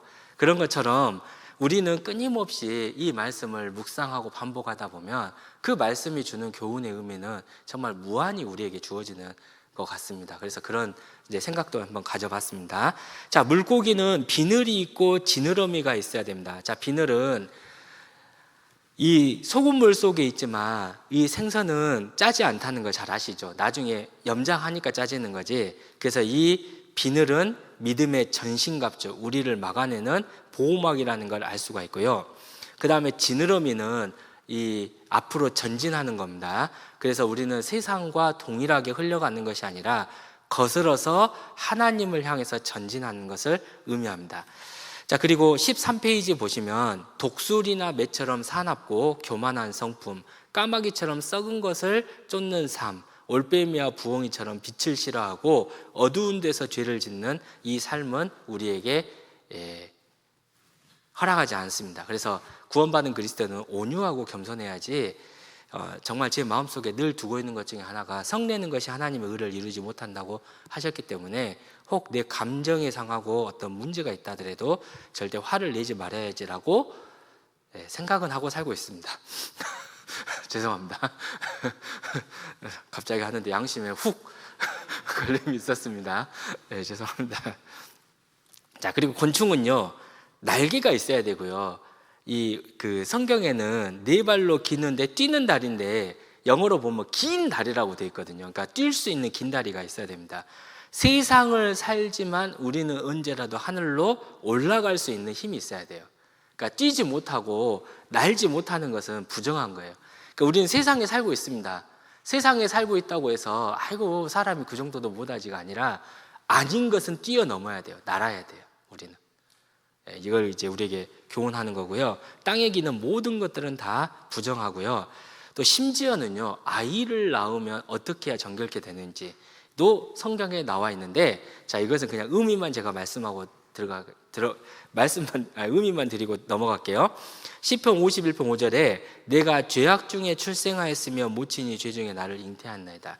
우리는 태어날 때부터 죄인이기 때문에 태어나자마자 우리는 그 죄인이라는 사실을 알고 정결하게 돼야 된다는 걸 이야기하는 겁니다. 자, 다음 페이지 넘어가 보겠습니다. 네, 다음 페이지. 자, 문둥병과 죄의 무서운 파괴력입니다. 자, 구약 성경에서 문둥병은 자, 히브리어로 차라이트인데 하나님께 맞아서 드러눕다라는 뜻이에요. 그러니까 이 문둥병은 이 저주받았다는 의미를 가지고 있습니다. 죄의 속성과 비참한 결과를 우리에게 보여주는데, 이 모세의 누나였던 미리암이 모세를 비방하다가 문둥병에 들었던 사실을 잘 아실 겁니다. 이 죄는 네 가지의 속성을 가지고 있습니다. 이 죄는 문둥병 또는 누룩으로 상징을 하고요. 또 집에 핀 색점이라고 되는 것은 이제 곰팡이 같은 이런 것을 의미할 겁니다. 자, 첫 번째, 빠른 전염성입니다. 이 문둥병은 빠르게 퍼지거든요. 누룩도 빨리 퍼지잖아요. 자, 그 다음에 두 번째, 감각을 상실합니다. 문둥병의 가장 큰 특징이 신경이 죽어서요, 뜨거운 걸 잡아도, 자, 칼에 찔려도요 고통을 모릅니다. 죄를 반복해서 지으면 양심이 화인 맞아서요, 양심의 가책을 느끼지 못하는 무서운 영적 마비 상태가 됩니다. 그리스도인이 고난 중에 아파합니다, 힘들어합니다, 어려워합니다, 눈물을 흘립니다. 이건 아주 지극히 정상적인 거예요. 그 감각을 느끼는 것이 중요한 겁니다. 그 감각을 못 느끼는 것이 문제예요. 그래서 그 감각이 있다는 거, 이게 아프고 힘들고 피곤함을 느끼는 것은 오히려 우리가 이상하게 생각할 것이 아니라 이것은 우리가 아주 건강하다는 것을 의미할 수도 있습니다. 자, 세 번째가 흉측한 파괴와 부패입니다. 머리카락이 빠지고요, 손발이 떨어져 나갑니다. 하나님의 형상대로 지음받은 사람의 존귀와 영광이 죄가 얼마나 처참하게 짓밟고 파괴하는지를 보여주는 거예요. 그래서 죄로 말미암아 이 흉측해지는 모습. 자, 그리고 네 번째, 격리와 단절입니다. 문둥병에 걸리면 진 안에 함께 할 수가 없고 진 밖으로 쫓겨나는 거죠. 자, 그래서 가족과 이웃, 거룩하신 하나님과의 영원한 단절, 곧 지옥의 형벌을 의미한다는 걸 볼 수 있는데, 또 역설적이게도 문둥병이 전신에 퍼지면 정하다고 하는 겁니다. 오히려 다 퍼지면 정한 거예요. 자, 그것은 읽어보겠습니다. 문둥병이 전신에 퍼지며 정하다는 것은 하나님 앞에 내가 죄인임을 인정하고 용서받기를 원하는 회개의 마음으로 하나님께 기도하면 복음 말씀을 통해 믿음으로 구원을 받는다는 겁니다. 실제로요, 예전에 홍정희 목사님 한번 그 말씀 하셨는데 저도 상담하다 보면 많이 공감을 하는 게, 세상에서 제일 착한 사람들과 제일 악한 사람을 이렇게 한 줄로 쭉 세워놓으면요, 대부분 말씀을 전하면 착한 사람들이 구원을 잘 받습니다. 왜냐? 그들은 양심이 엄청 바르거든요. 그러니까 작은 죄에도 예민하고 민감하기 때문에 그들은 죄를 빨리 인정을 해요. 그러면 이제 이 악한 자들 있잖아요. 이 악한 사람들은 자기 죄는 항상 자기가 잘 알고 있더라고요. 근데 문제는 뭐냐면, 자, 내 죄보다 하나님의 사랑이 더 크다는 걸 믿지 못하면 구원받기는 어렵습니다. 그러니까 사랑이 더 크다는 걸 자꾸 강조해 주는데, 역시나 어려운 부분들이 이 중간에 있는 분들이에요. 이 중간에 있는 분들. 열심히 말씀드리는데, 이 말씀 우리 남편이 들어야 된다고. 이제 이러는 거예요. 그래도 나만큼만 살라 그러지. 그 정도도 죄 안 짓고 사는 사람 어디 있냐고 하면서 막 화를 내요. 이쪽에 있는 분들이, 그러니까 이게 이 어설픈 문둥병을 걸린 분들이잖아요. 이게 말 잘해야 되는데. 그러니까 죄인인 걸 인정하는 것이 아니라 이 죄에서 용서받고자 하는 회개의 마음이 중요한 거잖아요. 회개의 마음으로 안 가는 거예요. 이게 여기서 이제 의미하는 바입니다. 자, 그래서 이 15페이지에 가보겠습니다. 이제 그 그림을 보시면 이제 문둥병에 걸렸는데 나은 거예요. 나은 사람이 있습니다. 그 나은 사람을 이제 그 정결케 깨끗하게 하는 게 있는데, 새 2마리를 가지고 갑니다. 그리고 흐르는 물을 떠서 질그릇에 그 물을 담아요. 그리고 2마리의 새 중에서 1마리의 새를 그 물 위에서 잡습니다. 그러니까 피를 흘리겠죠, 물 위에. 자, 그러면 1마리의 살아있는 새를 그 백향목과 홍색실과 우슬초와 함께 이 피를 찍어가지고요, 문둥병에 걸렸다 나은 사람에게 7번 뿌립니다. 그리고 이제 이 사람이 집으로 돌아가는 게 아니라 7일 동안 진 밖에서 머리카락부터 온몸에 있는 털을 다 밀고요, 자기 옷을 다 깨끗하게 빱니다. 그리고 7일째 되는 날 다시 한번 그 자랐던 털들 있잖아요, 머리카락이나 수염이나 이 모든 털들을 다 밀고 옷을 다시 한번 빱니다. 자, 그리고 나서 그 8번째 되는 날 그 제사장을 그 임명할 때처럼 오른쪽 귀, 그 다음에 오른손, 오른발에 피를 바릅니다. 그래서 이렇게 하고 나서 이제 진으로 돌아가게 하는데, 자, 여기서도 의미는 간단합니다. 새를 잡는다고 하는 것은 예수님의 십자가의 피를 의미하고요, 1마리의 새가 살아서 간다는 건 예수님의 부활을 의미합니다. 그리고 구원받은 그리스도인들은 7일 동안 무교절을 지키듯이, 무교병을 먹는 무교절을 지키듯이 그곳에서 바로 진으로 들어가는 게 아니라 온 그 털들을 다 민다는 것은 나의 과거를 다 버리는 거예요. 근데 머리카락은 다 자르고 나면 또 시간 지나면 어떻게 돼요? 또 자라죠. 그러니까 7일째 되는 한 번 더 깎는 건 뭘 의미합니까? 끊임없이 내게서 솟아나는 그 죄의 본성을 버리는 것을 의미하는 거죠. 죄로 말미암아 내가 버려졌다는 것을 기억하면서 이 죄와 멀어지는 것을 의미합니다. 다시 한번 옷을 빠는 것도 마찬가지고요. 그리고 나서 이제 오직 하나님의 말씀만, 하나님을 위해서 봉사하는 것만, 그리고 하나님 편에서만 살겠습니다라고 하는 것을 이제 의미하는 건데요. 자, 제가 설명을 드렸으니까 그 중간 정도, 15페이지 중간 정도에 보면 복음의 의미가 있죠. 자, 그것만 한번 읽어볼게요. 질그릇, 우리와 동일한 육신을 입고 이 땅에 오셔서 피 흘려 죽으신 예수 그리스도의 대속과 죽음을 이기고 부활 승천하셔서 우리에게 완전한 죄사함과 진정한 영적 자유를 주신 생명의 구속사역, 그러니까 날아간 새는 부활하신 예수님을 의미하는 겁니다. 자, 그렇게 되는 거고요. 자, 5번 보겠습니다. 제사장으로부터 정결케 되어도 7일 동안 장막 밖에서 옷을 빨고 머리카락과 수염과 눈썹과 및 온몸에 털을 밀고 그 몸을 씻어야 했습니다. 이는 구원받기 전에 모든 삶을 버리고 새로운 삶을 시작하는 구별된 모습을 의미합니다. 에스겔서에서는 이것을 뭐라고 설명하냐면, 어머니 태에서 태어난 사람은 제일 먼저 뭐부터 자르죠? 탯줄을 자르잖아요. 이 탯줄을 자르는 것으로도 표현이 됩니다. 자, 그리고 6번 보겠습니다. 7일째 되는 날 다시 모든 털을 밀고요, 옷과 몸을 씻은 후에 8일째 되는 날 2차 정결규례를 행하고 자기 장막으로 돌아간다는 겁니다. 자, 그래서 7번 복음의 의미를 보시면 속건제, 속죄제, 번제, 소제를 드립니다. 이 8일째 되는 날 예수님의 십자가의 피로 문둥병과 같은 나의 모든 죄를 깨끗하게 하실 것을 예표하는 거죠. 우편 깃뿌리, 우편 손 엄지가락, 우편 발 가락에 피와 기름을 바르는 것은 이제 오직 하나님의 편에서 하나님의 영광만을 위해서 이제 살아간다는 것을 다시 한번 이제 우리에게 이제 설명을 해주고 있는 겁니다. 그 다음에 이제 15장에 가면 유출병이 나오는데요. 이제 이것은 제가 간단하게만 설명을 하고 갈게요. 구원을 받아도 우리에게 죄성이 있기 때문에 끊임없이 죄가 나오죠. 그래서 예수님께서 뭐라고 하셨습니까? 이미 목욕한 자는 어딘밖에 씻을 필요가 없다고요? 발밖에. 그러니까 구원받은 이후에도 늘 나를 되돌아보고 하나님 보시기에 의롭지 못하고 선하지 못한 게 있으면 그것을 씻는 이 과정에 대한 내용이라고 보면 되겠습니다. 자, 감사합니다. 아무도 안 주시는 것 같아요. 자, 이제 대속죄일, 이제 제일 중요한 겁니다. 레이기의 중심장이고요. 종교력으로는 7월 10일에 해당이 됩니다. 자, 밑에 이제 보시면 은혜의 보좌라고 되어 있는데 속죄소와 시은자입니다. 자, 지성소에는 언약궤가 있죠. 하나님의 10계명이 돌판이 들어있는 언약궤가 있습니다. 언약궤 뚜껑이 있어요. 뚜껑.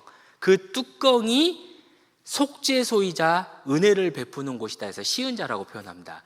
그 뚜껑은 어떻게 되어 있냐면 그룹 천사, 이 날개 있는 천사가 서로 마주보면서 그 날개로 마주보면서 이렇게 그 언약궤를 덮는 듯한 모형으로 만들어졌다고 설명이 되어 있거든요. 그래서 그곳에다가 피를 뿌림으로써 우리 죄가 용서를 받기 때문에 하나님의 은혜가 베풀어지는 장소다 해서 시은좌 또는 죄가 용서되는 곳이다 해서 자, 속죄소라고 이야기합니다. 대제사장이라 할지라도 피 없이는 결코 지성소의 속죄소 앞에 나갈 수가 없었습니다. 피 없이 함부로 나가면 죽음을 면치 못했습니다. 그러나 신약시대 예수님께서 십자가에서 다 이루었다 하시고 운명하실 때 성소의 휘장이 위에서부터 아래로, 그러니까 하나님 편에서 찢어진 거죠. 하나님이 찢으신 겁니다. 왜냐하면 예수님이 피를 흘리셨기 때문에 더 이상 피를 들고 들어갈 일이 없이 새롭고 산 길이 열렸다는 것을 우리에게 말씀을 해주고 있는 거예요. 이제 거듭난 성도는 그리스도의 피를 힘입어 언제든지 은혜의 보좌 앞에 담대히 나아가는 특권을 얻었다라고 하는 겁니다. 자, 그런데 이게 사실인지 아닌지는 모르겠는데 이 정리를 하다 보니까 이 예수님께서 십자가에서 죽으시면서 다 이루었다라고 말씀하실 때 성소의 휘장이 위에서부터 아래로 쫙 찢어졌다고 말씀이 나와 있잖아요. 그런데 이 이스라엘의 이 제사장들이요, 다시 그 휘장을 꼬맸대요. 가서 이게 얼마나 악한 사람들입니까? 이게 진짜 그게 정말 사실이라면 아휴 정말 이제 그 한숨밖에 안 나오더라고요. 정말 왜 이렇게 어리석은가? 이 영적으로 분별력이 없으면 사람이 그렇게 어리석은가 봅니다. 이게 위에서부터 찢어졌다면 밑에서부터 한 게 아니라 위에서부터 찢어졌다면 이게 하나님의 뜻이구나라는 걸 알고, 이 히브리서 10장 그 20절에도 보면은 새롭고 산 길이요 휘장은 곧 저의 육체니라. 예수님이 그 십자가 위에서 찢어지고 터짐으로 말미암아 우리에게 새로운 길을 주셨잖아요. 내가 곧 길이요 진리요 생명이니 나로 말미암지 않고는 아버지께로 갈 자가 아무도 없다라고 말씀하신 것처럼 예수님이 그 길을 열어줬는데 그것을 자기들의 종교적인 율법으로 다시 꿰매버렸다는 거예요. 이게 사실인지 아닌지는 모르겠습니다. 근데 그런 그 글이 있더라고요. 근데 정말 그게 얼마나 악할까, 정말 하나님 보시기에 얼마나 그게 잘못됐을까라고 생각을 합니다.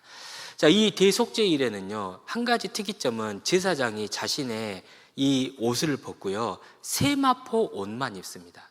이 세마포 옷만 입어요. 자, 이 세마포 옷을 입습니다. 그리고 먼저 자기와 자기 가족을 위한 속죄제를 먼저 드려요. 왜냐하면 인간의 제사장은 불완전하기 때문에 자기가 먼저 죄 없는 사람이 되어야 됩니다. 자, 그리고 이제 이 세마포 옷을 입고 2마리의 염소를 가지고 와서 제비를 뽑아서 한 마리의 염소는 여호와를 위한 염소고 한 마리는 아사셀을 위한 염소라고 이야기를 하죠. 자, 밑에 그 17페이지 밑에 1, 2, 3 여기를 한번 보면서 제가 설명을 드리겠습니다. 여호와를 위한 염소, 번제단에서 죽임을 당하여 그 피를 지성소한 언약궤 위 속죄소에 뿌립니다. 이는 죄에 대한 분노와 진노를 품으신 하나님의 거룩한 공의를 십자가의 피로 완벽하게 만족시키신 예수님의 죽으심을 의미한다는 건 잘 아실 겁니다. 자, 2번 아사셀 염소. 이 아사셀이라는 뜻이 보내어 제거하다는 뜻인데 왜 이 아사셀 염소를 또 뽑아야만 했을까? 우리 아주 단순하게 생각하면요, 다시 한번 제가 설명을 드릴게요. 그 성막이 있으면 성막에 들어가면 번제단이 있고 그 다음에 물두멍이 있습니다. 이 성소에 들어가기 전에 제사장이 손발을 씻는 물두멍이 있어요. 그게 이제 그 물 항아리라고 보시면 되겠죠. 그리고 나서 성소에 들어가면 이쪽에는 하나님께 드리는 떡이 있어요. 진설병상에 있고 이쪽에는 7개의 촛대 등대가 있습니다. 그리고 그 앞에는 휘장 앞에는 분향단 향을 피우는 곳이 있어요. 향기가.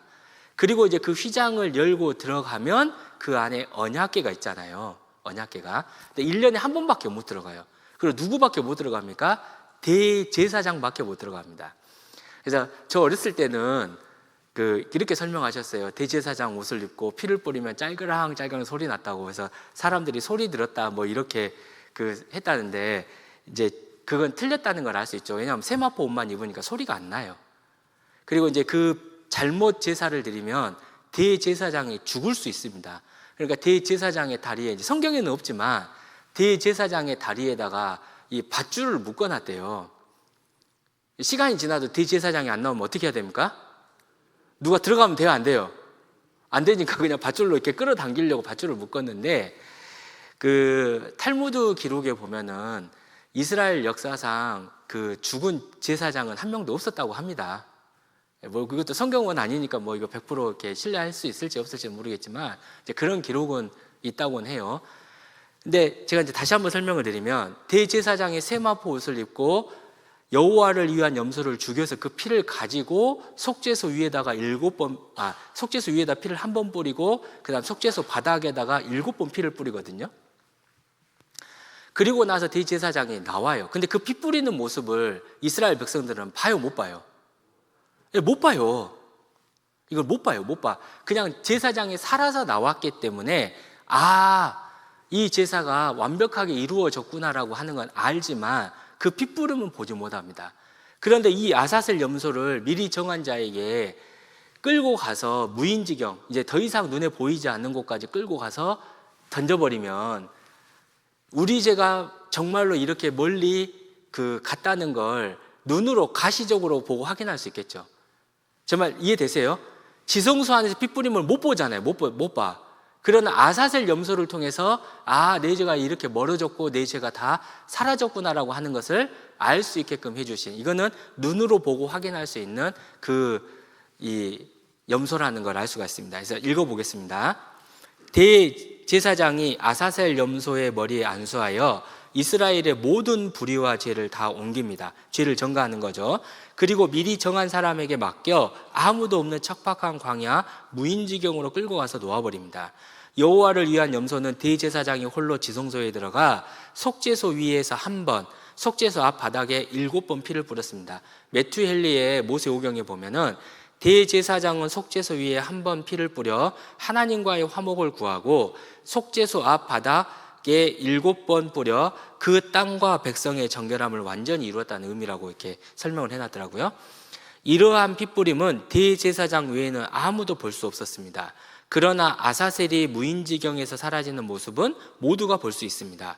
모든 사람은 아사셀 염소가 눈앞에서 사라지는 것을 보며 내 모든 죄가 내게서 멀리 옮겨졌음을 믿을 수 있게 됩니다. 보라, 세상 죄를 지고 가는 하나님의 어린 양이로다. 볼 수 있는 거죠.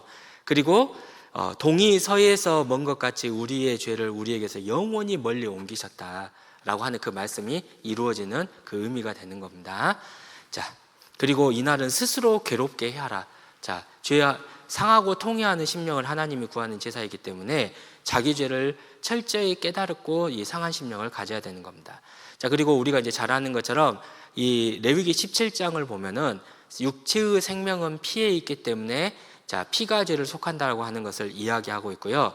자, 18장부터 20장까지는 이제 가나안 땅에 그런 그 세속 그 가증한 이 풍속을 본받지 말라는 겁니다. 그래서 18페이지 제일 밑에 있는 로마서 12장 2절 잘 아시면 같이 한번 읽어볼까요? 너희는 이 세대를 본받지 말고 오직 마음을 새롭게 함으로 변화를 받아 하나님의 선하시고 기뻐하시고 온전한 뜻이 무엇인지 분별하도록 하라. 우리는 이 세대를 본받으면 안 됩니다. 세상은 변해도요, 이 성경 말씀은 2000년 동안 한 번도 변한 적이 없습니다. 변치 않는 하나님의 말씀을 따라야 됩니다. 죄송합니다. 우리 형제 자매님들 중에 혹시 100년 이상 혹시 사신 분 한번 손 한번. 예, 아직 100살 안 되셨습니까? 예, 이 성경은 완성된 2000년이 지났습니다. 내 생각이 맞을까요? 이 변치 않는 하나님의 말씀이 맞을까요? 예, 그러니까 이 말씀대로 사는 게 맞아요. 우리는 세상이 바뀌었는데 교회는 왜 이렇게 답답해? 이런 말씀 하시면 안 되는 거예요. 세상은 바뀌어도요, 물론 우리가 이제 하는 어떤 방법적인 것은 조금 수정할 수 있을지 모르지만 성경이 정한 것은 절대로 바꿀 수 없습니다. 요즘 많이 받는 질문 중에 하나가 왜 당신의 교회는 여자 목사가 없습니까? 그러면 제가 이야기합니다. 제 이름이 이정입니다. 자, 성경에는 분명히 여자가 남자를 가르치는 것을 허락하지 않는다고 말씀하고 있잖아요. 세상이 아무리 바뀌어도 우리는 그걸 따를 수가 없는 거예요. 그렇잖아요. 그렇기 때문에 정말 우리는 이 세대를 본받는 게 아니에요. 이제 이거 우리가 정말 기억하셔야 됩니다.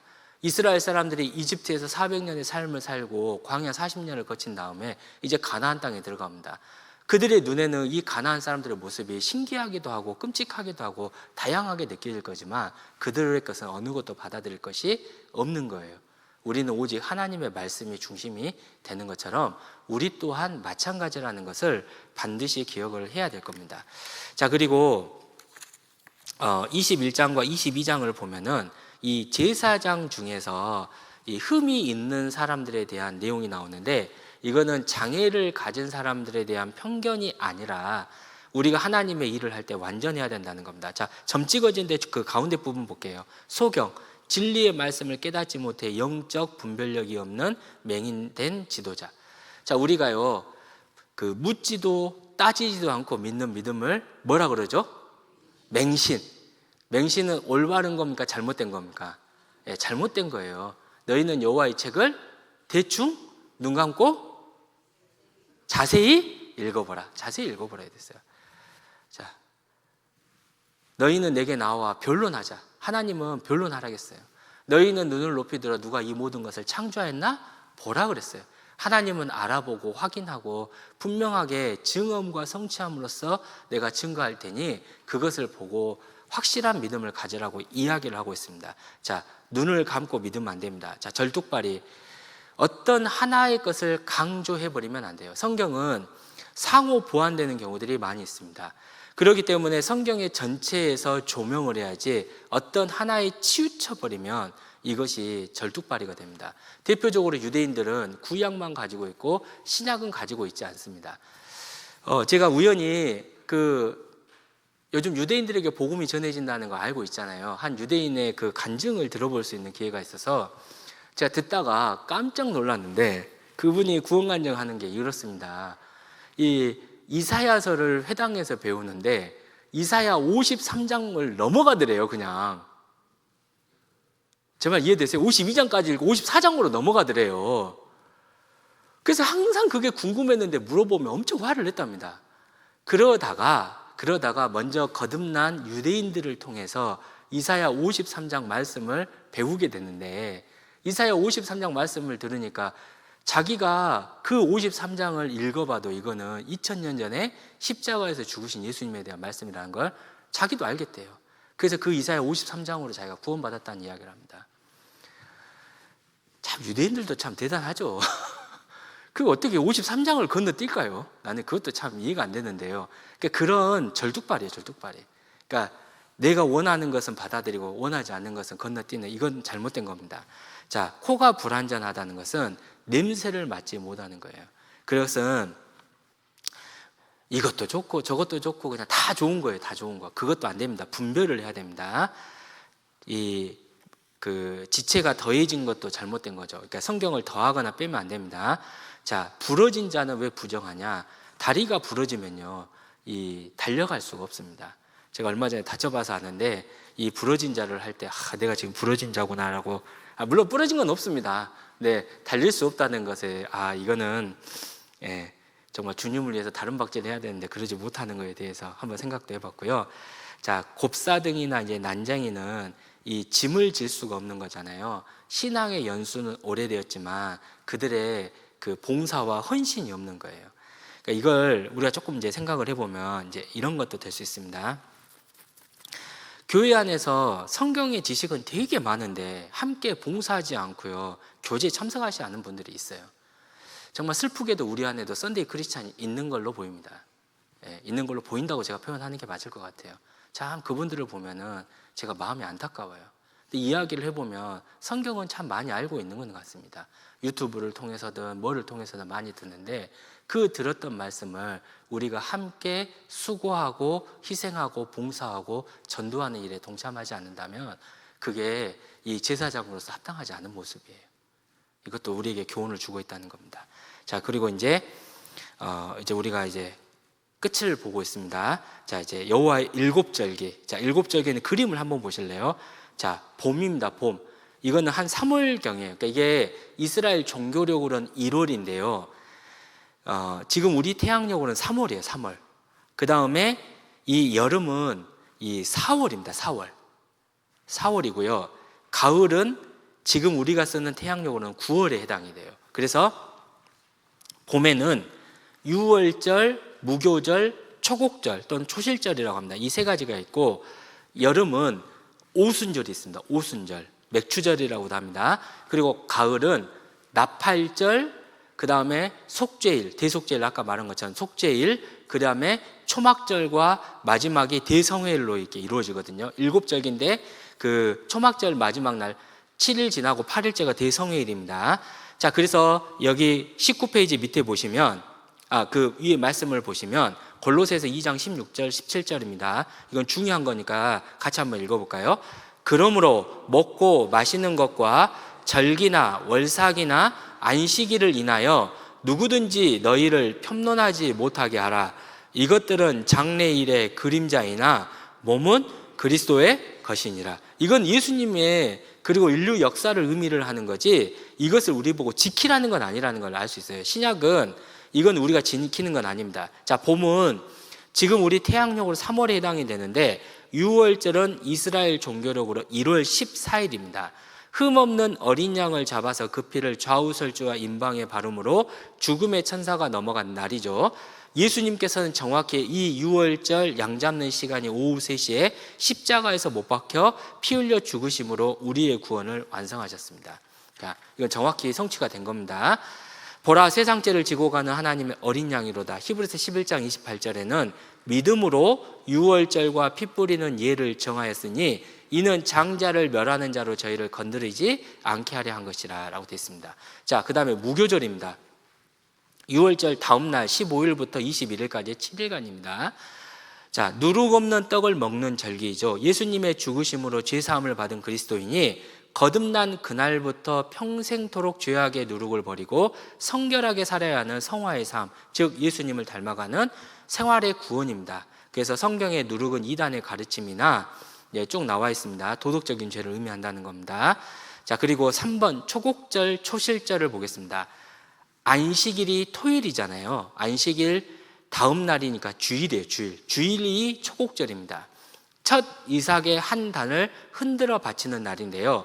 안식 후 첫날 죽음을 이기고 부활하신 예수님은 잠자는 자들의 첫 열매가 되셨습니다. 이날은 모든 거듭난 성도의 영광스러운 부활을 확실히 보증합니다. 이거는 우리가 예수님의 부활은 곧 내 부활이니까 우리가 몸의 구원을 받는 걸 의미하죠. 초곡절은 무교절 기간 안에 있습니다. 무교절 기간 중에 이 초곡절이 있습니다. 자, 고린도전서 15장 20절부터 22절도 중요하니까 같이 한번 읽어볼까요? 그러나 이제 그리스도께서 죽은 자 가운데서 다시 살아 잠자는 자들의 첫 열매가 되셨도다. 사망이 사람으로 말미암았으니 죽은 자의 부활도 사람으로 말미암는도다. 아담 안에서 모든 사람이 죽은 것 같이 그리스도 안에서 모든 사람이 삶을 얻으리라. 자, 예수님의 부활이 곧 내 부활이라는 걸 설명하고 있습니다. 자, 여름의 절기, 교회의 탄생과 은혜의 시대를 의미하는데 우리 태양력으로는 4월에 해당이 된다고 볼 수 있습니다. 그래서 오순절, 칠칠절, 맥추절인데 초곡절로부터 77은 49 다음 날이니까 50일째 되는 날입니다. 예수님 부활 승천 후 정확히 50일째 되는 날 성령님이 강림하셨죠. 이날 드려진 것은 또 특이하게 누룩이 들어간 떡 2덩이였어요. 죄인이었던 유대인과 이방인이 성령님의 복음의 역사로 구원을 받고 또 주님의 일을 한다라는 그걸 의미고, 교회 안에 죄인인 우리가 하나가 된다는 것을 의미한다는 걸 알 수가 있습니다. 오순절과 가을 나팔절 사이에는 약 4개월의 긴 여름 농사 기간이 있습니다. 이스라엘은 여름이 추수 기간이에요.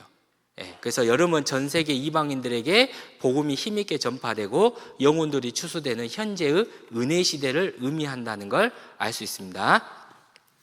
마태복음 13장 39절 보면 추수 때는 세상 끝이라고 돼 있죠. 요한복음 4장 21페이지 한번 가볼게요. 21페이지. 이게 원래 2시간인데 앞에 정동규 목사님 9시에 끝내니까 제가 마음이 급해졌습니다. 조금만 더 하고 끝내겠습니다. 자, 예레미야 8장 20절 보면 추수 때가 지나고 여름이 다 했으니까 이스라엘은 여름이 추수 때라는 걸 알 수가 있고요.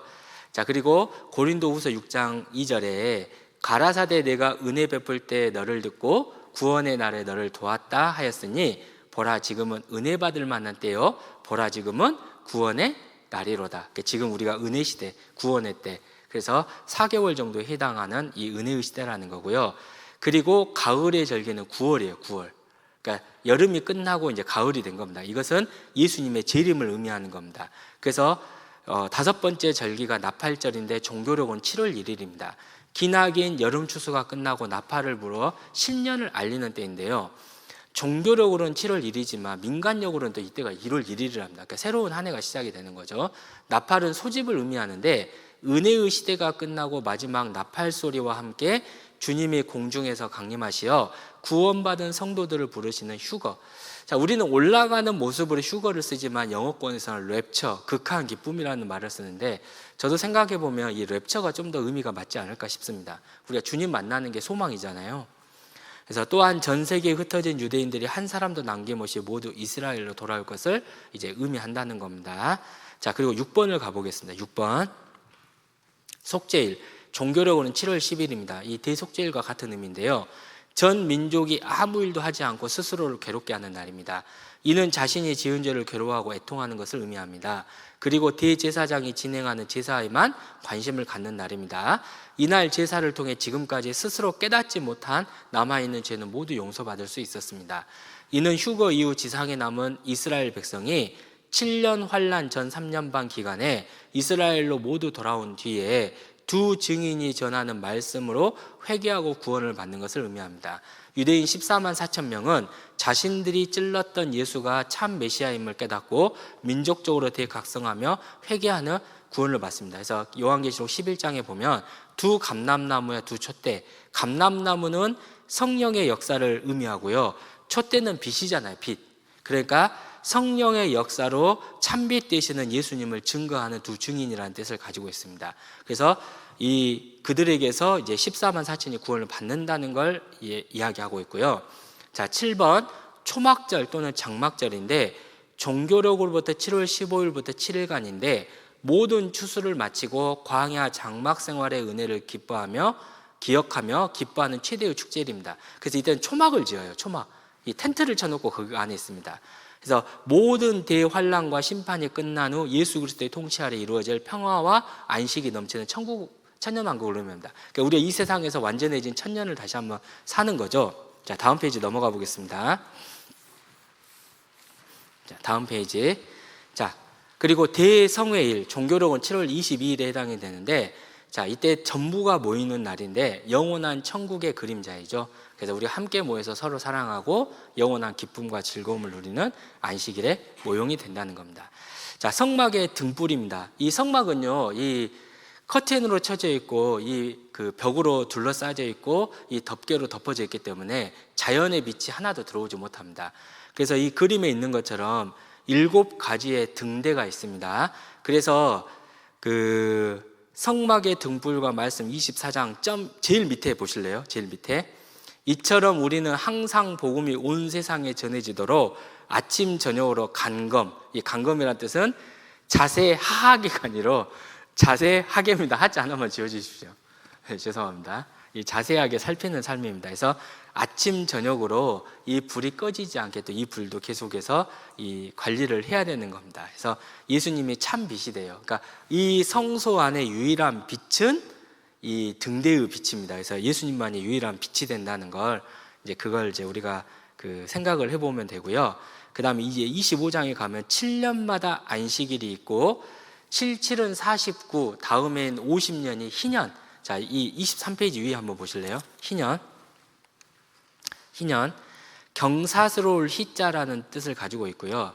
또 히브리어는 요벨인데 수양의 뿔나팔이라는 뜻이랍니다. 근데 이게 왜 그러냐면 이 50년째 되는 해 대속죄일에 양각 나팔을 크게 불러서 온 땅의 자유를 선포하는 이 나팔을 분다고 해서 이 요벨이라는 단어를 쓰는 겁니다. 그래서 희년은 모든 것이 회복이 되는 때라는 것을 의미할 수 있죠. 그래서 이 희년은 모든 것이 다 회복이 됩니다. 그래서 우리가 영원한 천국을 가면 이 세상에서 이렇게 정말 힘들고 어려웠던 모든 것들을 다 버리고 회복하는 것을 이제 의미한다는 걸 말씀을 이제 하고 있죠.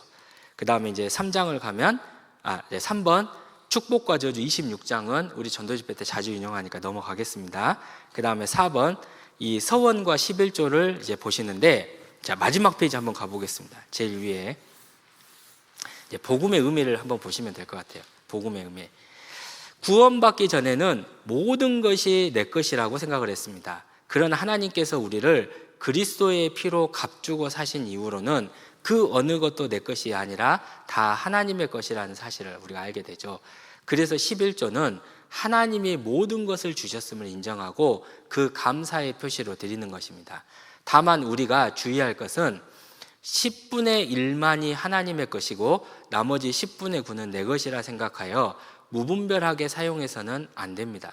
구원받은 성도는 자신의 물질, 시간, 생명 전체가 주님의 것임을 고백하며 남은 물질 역시 하나님의 영광을 위하여 거룩하게 사용해야 되는 것입니다. 자, 고린도전서 6장 19절 20절 같이 한번 읽어보겠습니다. 너희 몸은 너희가 하나님께로부터 받은 바 너희 가운데 계신 성령의 전인 줄을 알지 못하느냐. 너희는 너희의 것이 아니라 값으로 산 것이 되었으니 그런즉 너희 몸으로 하나님께 영광을 돌리라. 그래서 나의 모든 것이 하나님의 것이고 하나님께로부터 왔다는 것을 인정하는 것이 11조입니다. 그래서 구원받은 그리스도인이 순종해야 되는 몇 가지가 있습니다. 첫 번째가 침례를 받는 것이고요. 그 다음에 성만찬에 참석하는 것이고요. 11조를 하는 것은 이건 구원받은 그리스도인이 반드시 해야 되는 겁니다. 이제 그 의미가 다 들어있어요. 그래서 레위기를 끝냈습니다. 네, 기도하고 마치겠습니다. 하나님 감사합니다. 내가 거룩하니 너희도 거룩하라는 그 말씀, 정말 우리들의 마음속에 깊이 새겨서 정말 예수님이 세상에 계시는 동안 우리에게 본이 되셨던 것처럼 우리 또한 그 예수님을 생각하며 예수님을 닮는 삶을 살 수 있도록 끝까지 붙잡아 주시고 인도해 주시기를 부탁을 드립니다. 바쁘고 힘들고 또 피곤하지만 주님의 말씀을 사모하여 이곳에 함께한 모든 형제 자매님들, 주님께서 다 기억해 주셔서 더 큰 은혜와 축복을 내려주시고, 또 함께하고 싶었지만 여러 가지 사정과 형편으로 함께하지 못한 형제 자매님들 계십니다. 특별히 건강이 좋지 않아서 함께하지 못한 우리 형제 자매님들, 그 건강을 회복시켜 주셔서 또 다음 성경 아카데미에는 꼭 함께해서 정말 더 풍성하고 더 주님의 크신 사랑과 은혜 가운데 더욱더 주님을 위해 살고자 하는 마음이 우리들 마음속에 넘칠 수 있도록 주님 함께해 주시고 인도해 주시기를 부탁을 드립니다. 돌아가는 발걸음 안전하게 지켜주십시오. 우리를 사랑하시는 주 예수님 이름으로 기도합니다. 아멘.